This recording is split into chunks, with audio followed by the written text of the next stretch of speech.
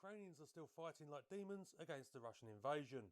Footage online shows not just their military inflicting serious damage, but even civilians armed with nothing more than Molotov cocktails fighting back. On top of this, foreign volunteers have been heading to Ukraine even before hostilities began. But for most of us, heading for a war zone isn't a possibility. So what can we, the people at home watching this war unfold, often with horror, do? There are ways we can help. There are several ways to donate both to the government of Ukraine and to charities supporting the people there. Now before I start, I must add a word of warning. I've done as much research as I can into these outfits and believe that they are legitimate and will make best use of any donations they receive. But I haven't actually visited any offices or seen their work in the field for myself, so I recommend you do your own due diligence on these recommendations. But with that said, you can check the links I will put in the description and check into these organisations for yourself if you want to donate. So here are ways that you can assist. If you want to contribute directly to the government of Ukraine, more specifically to their military, the National Bank of Ukraine has set up a special bank account that accepts donations. This will take Ukrainian UAH, US, Australian and Canadian dollars, British pounds, euros, Chinese yuan, Japanese yen and Swiss francs. So far this has raised about $15 million for the military of Ukraine.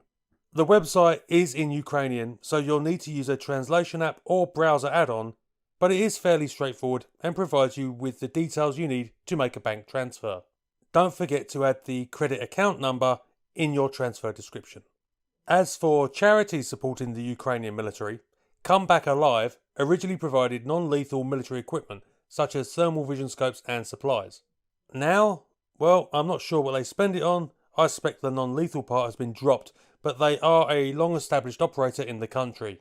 For supporting the civilian victims, Voices for Children are a Ukrainian NGO that provides psychological and social support to children that have suffered as a result of the war.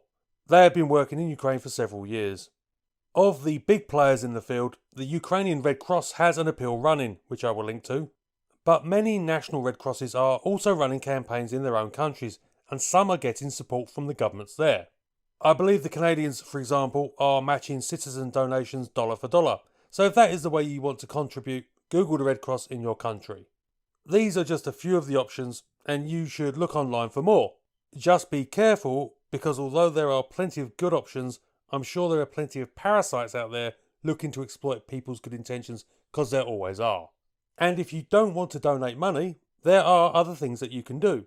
Contact your elected officials and make plain your support for the Ukrainian people, and that you expect them to do everything they can to make sure the government in your country is doing everything it can to assist.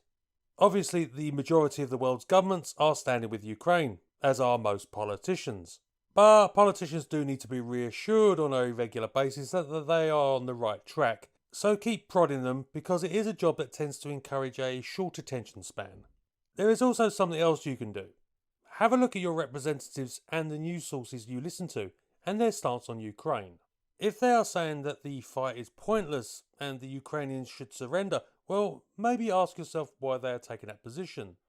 And also ask yourself this: would you surrender if you were in their position? Now, maybe you agree that such a fight is pointless, in which case fair enough. But if you don't, and you think you'd fight for your home and family, well, maybe ask why those others are taking the position they are. Just something to chew on. Thanks for listening, and long live Ukraine. Links are in the description.